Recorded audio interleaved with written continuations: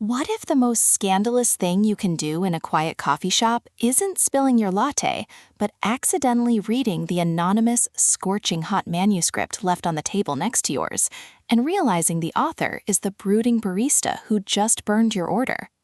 In Burn After Reading, Madison Joy delivers a romantic comedy that transforms the cozy café trope into a witty, steamy exploration of secret identities and creative vulnerability, proving that sometimes the hottest chemistry happens between the lines of a story no one was meant to see.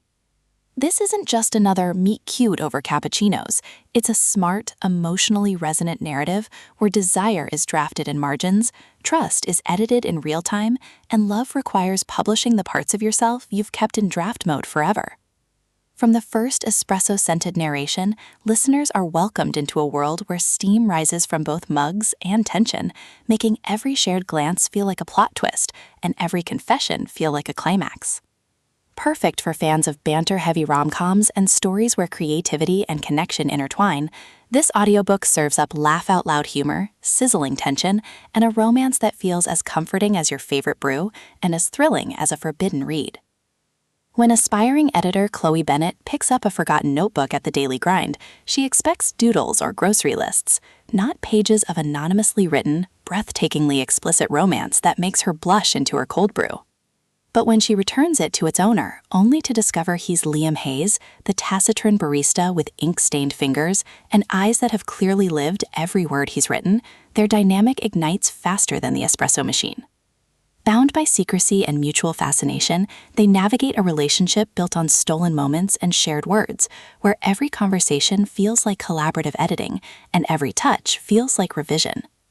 Joy masterfully avoids reducing the premise to gimmickry or Liam to tortured artist stereotype. Instead, she crafts a partnership rooted in mutual respect for craft and consent, where intimacy emerges from honoring each other's voices rather than consuming them. The audiobook narration amplifies this emotional precision, capturing Chloe's effervescent curiosity and Liam's guarded warmth with vocal textures that make every awkward exchange feel endearing and every moment of vulnerability feel revolutionary.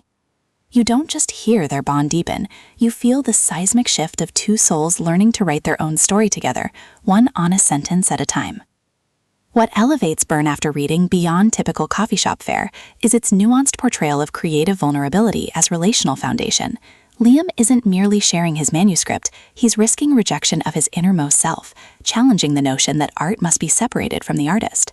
Chloe doesn't fix his writing through editorial expertise. She creates space where his voice can exist without judgment, honoring his process even as her own heart gets rewritten. Their relationship evolves through acts of radical reciprocity, exchanging feedback that doubles as flirtation, setting boundaries that protect both privacy and passion, and defending each other from outsiders who mistake authenticity for oversharing. Supporting characters add vital texture, fellow regulars whose gossip masks genuine care, baristas whose loyalty test workplace ethics, even the coffee shop itself, rendered as sanctuary and stage, where private drafts become public declarations. Every interaction reinforces the novel's core truth. In spaces built on performance, honesty is the ultimate aphrodisiac. Even the literary elements serve thematic depth, with editing metaphors mirroring emotional growth and caffeine-fueled late nights marking milestones of mutual trust. For audiobook listeners, this production is pure auditory comfort with spice.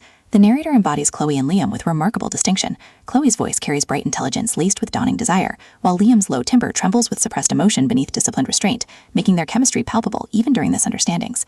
Sound design enhances atmosphere without overwhelming intimacy. The hiss of steam wands marking emotional transitions, rain against window panes during vulnerable confessions, the clink of ceramic mugs syncing with heartbeats during quiet exchanges, all anchor romantic stakes in sensory reality. Pacing mirrors the rhythm of brewing, deliberate during moments of reflection and connection, then accelerating as external pressures force irreversible choices. Whether you're commuting through city chaos or unwinding with your own cuppa, the audiobook creates a portable cafe where escapism and introspection coexist seamlessly. Its storytelling as embodied warmth, transforming passive listening into active participation in a love story that honors both mind and heart. Ultimately, Burn After Reading redefines the coffee shop rom-com by centering creative agency within romantic frameworks.